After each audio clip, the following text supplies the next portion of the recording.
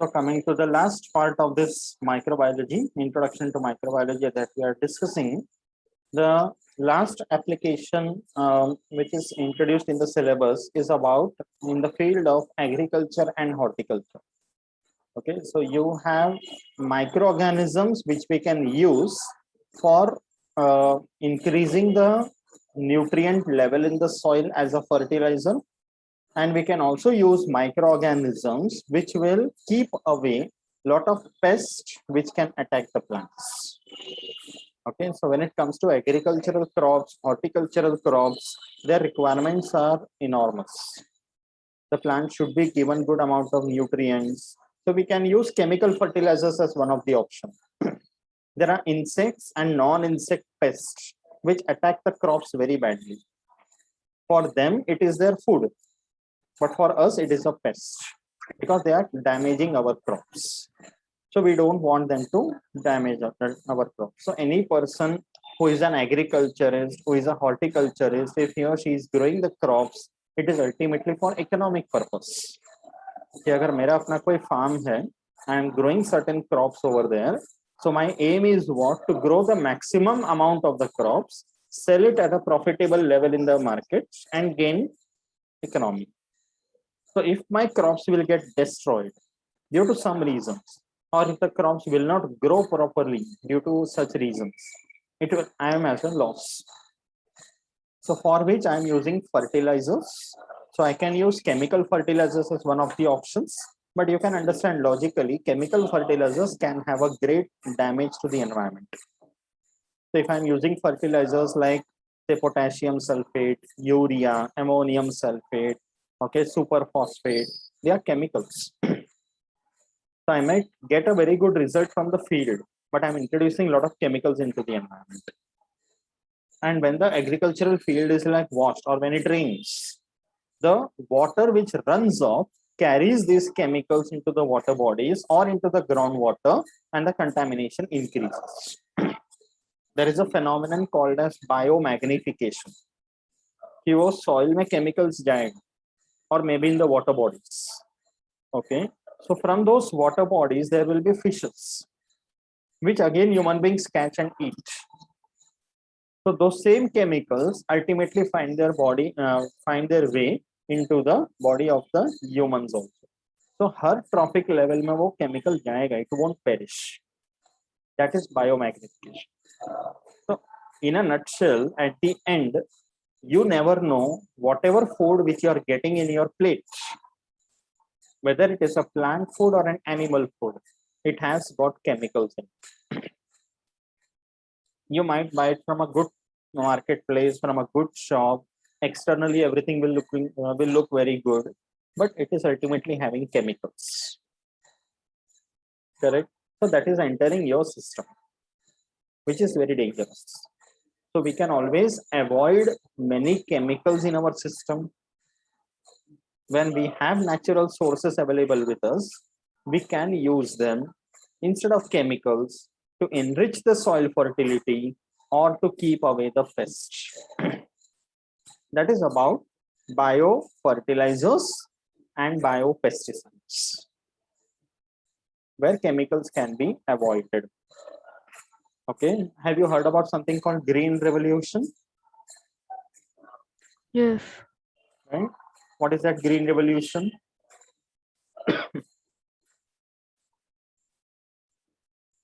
Anyone? Was started by M.S. Swaminathan. Correct. He is the father of Green Revolution in India. But before that, it was started in Mexico. Dr. Norman Borlaug. And then it was revolutionized in India also, where the farming sector, the agricultural sector had a drastic change, a makeover, in which these agrochemicals were also introduced. So that time the meaning was different. Usage, samajhdari se karo. But that thing became a profitable business, and now many farmers are unaware about the ill effects of all this. Traditional farming system was the best. So अभी ये awareness वापस आने लगे कि like more and more natural methods must be used and chemicals must be avoided. So in India there is only one state which has become totally organic. Can you tell which one? In that one single state, they don't use any chemical, any agrochemical of any type. Fertilizer, pesticide, weedicide, rodenticide, fungicide, nematicide, कुछ नहीं use करते. It's all completely natural. It is a small Indian state, Sikkim. Okay, that is the first such state in India which has become totally organic. So there are ways in which we can do that. Okay, so that's the next last part of this lesson, biofertilizers and biopesticides. Okay.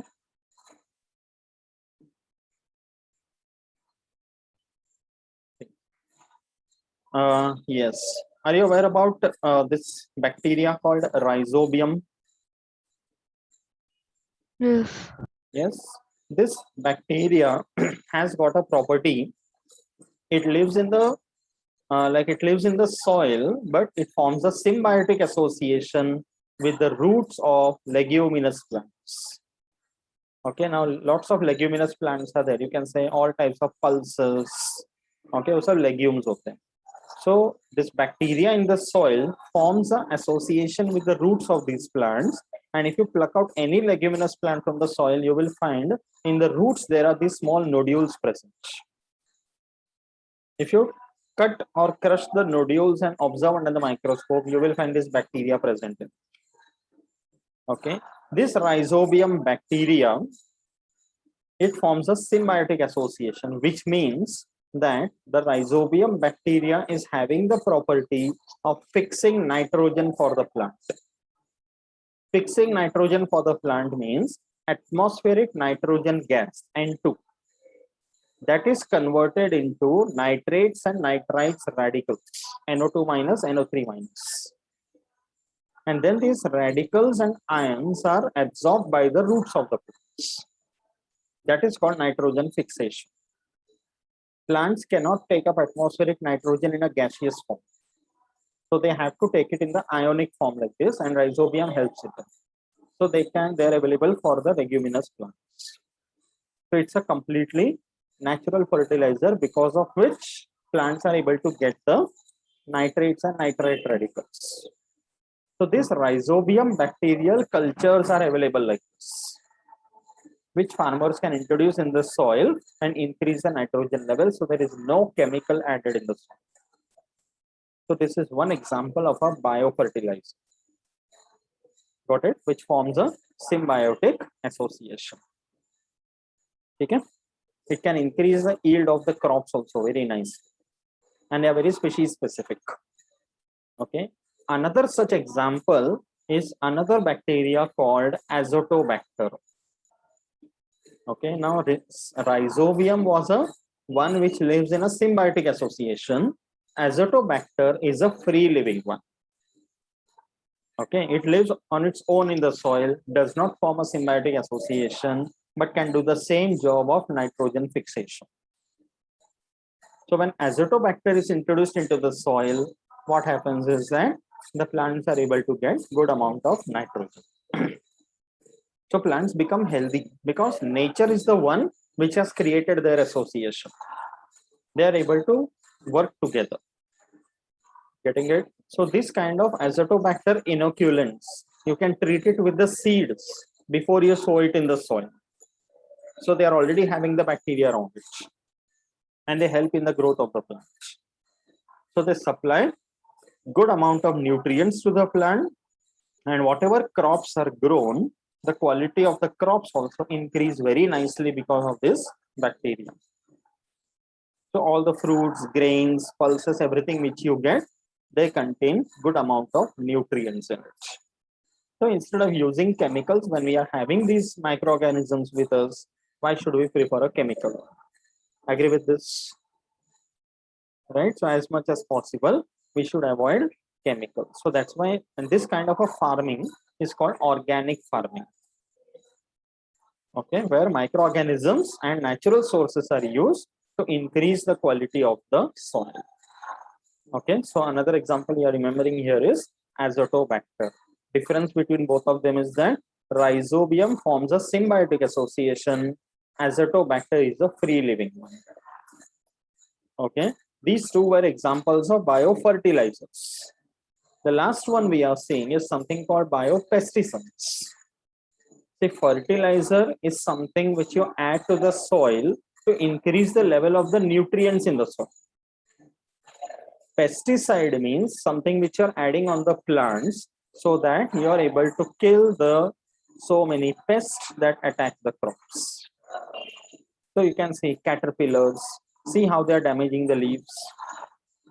Correct. So the young ones of butterflies and moths, when the eggs are laid, when they hatch, these are the larvae that emerge. They are caterpillars and they eat like anything. उनको पत्ते ही खाने होते. So the young growing parts, the fruits, the vegetables, ये सब खा लेंगे. So of course the plants will not have any economic value in the market. In the market, when you go to buy fruits and vegetables, you check them before buying. Tomatoes भी अगर खरीदने जाते तो you check if there is any hole or a cut, or if it is not very firm enough, it is not of a good quality, you don't buy it. Any fruit or vegetable, because you are paying for it. So if this kind of pests will damage the crops, it will affect the economic value of the crops. So it's a loss for the farmer or the horticulturist. That's why you need to keep the pest away. So there are chemicals available where you can spray on the crops and kill the pest. But if you are having natural sources, then why to go for chemicals? Okay, so there are many other, like this is one of them. There is a name you can remember, spinosad, which is produced by fermentation by microorganisms. And this spinosad product is found to be a natural pesticide. So there are many toxin compounds which are produced by bacteria and fungi, which you can directly use against these pests. So when you spray it on the plants, it is a secretion by bacteria and fungi which you're spraying on the plants, and these insect pests are damaged because of that, destroyed because of that. So it is working as a biopesticide. Getting it? So this is another interesting way in which microorganisms can be useful. Is it clear? Understood the difference between biofertilizer and biopesticide? Okay. Yes. So there are lots of such pests which attack the plants. जैसे ये caterpillars हैं, aphids हैं, beetles, stem borers. Okay. Even non-insect pests, even अपने rats are very big pests in the field. They destroy the crops like anything. Squirrels, rabbits, खा लेते हैं ना crops को. तो किसी farmer ने गाजर का field लगाया और उसमें rabbit घुस गया, you can imagine what happens, right? So you need to keep them away. Okay, so sometimes other animals like snakes and birds can also help. Owls वगैरह रहेंगे तो वो चूहे को पकड़ के खा लेंगे. Snakes होंगे तो they will catch the rats and eat. So that is another way in which we can. दुश्मन का दुश्मन अपना दोस्त. That's the principle. So here also we are using this. Okay, ये pest का दुश्मन ये bacteria fungi है, तो उनसे हमने हाथ मिला लिया कि तो हमारा काम कर, हम तुम्हारा काम कर. Okay, so completely a natural setup, no chemical needed. That's why it is very important. So remember these examples, spinosad. That comes to the end of this lesson on examples of microorganisms in various different aspects. समझा ये अच्छी तरह से biofertilizers and biopesticides? Yes, sir. Okay. Okay. So based on this entire thing, ready to answer some questions, everyone? Yes. Yes. Okay. So quickly answer some few questions based on various microorganisms. Okay. I want everybody to answer. Ready? First one. Cider is obtained by the fermentation of dash juice by Saccharomyces cerevisiae. Apple. Okay. A for Abhirami, A for apple. Is it correct, everyone? That check that table in the textbook. That's right, basic. Apple is the correct answer. You can learn that. Next one. Acidophilium and acidophilus are used to control soil pollution caused due to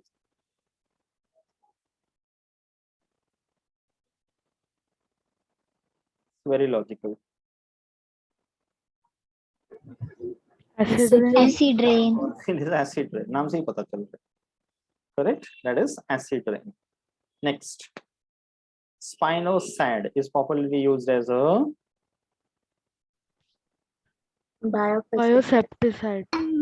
septinic pesti. Biopesticide. Okay. Yes. Next, the first antibiotic discovered was Penicillin. it is Penicillin. Penicillin. penicillin. नाम बराबर बोलना है. ठीक है. Spelling.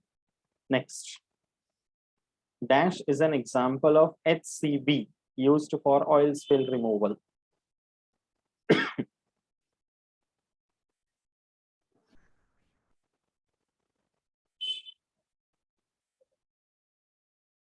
Hydrocarbonoplastic bacteria, HCB, oil spill removal. Pseudomonas.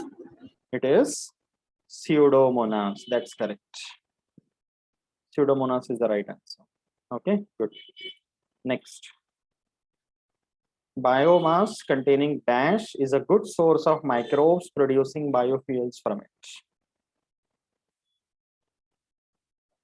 Cellulose. It is cellulose, correct, because that is the one you find in plant cells. Okay, good. Next, the gas produced by decomposition in the landfill sites is dash. Methane. Methane gas. Yes, methane gas. Very good. Next, geobacter is used to prevent salts of dash to leach into the groundwater sources. Uranium. It is uranium, correct. Geobacter, na uranium. Dash cheese is a very hard cheese produced on storing for 12 to 18 months. अभी हम कहाँ कैसा चीज सुनते? Cheddar cheese. Cheddar cheese. It is cheddar. The hardest one is cheddar, very hard one. Okay, correct. Next, fermentation of molasses using yeast produces dash. Ethanol. Repeat again. Ethanol. It is ethanol. That's right. Okay, molasses ka ethanol.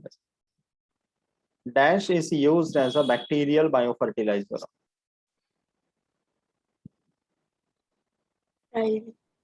Ribosome. Rhizome. Rhizome. Sundar क्या बोला? Ribosome. Sorry. Ribosome कोई bacteria नहीं है dear. It is rhizobium. Okay okay होते हैं, जोश में आ जाओ. Rifamycin is effective against dash disease. Tuberculosis. Tuberculosis. Very good. Okay, so I suppose you have understood this lesson well. Introduction to microbiology. How was it?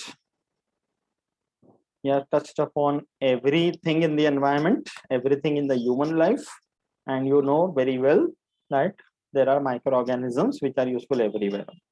So next time, whenever you are consuming any beverage, say thanks to some microorganism.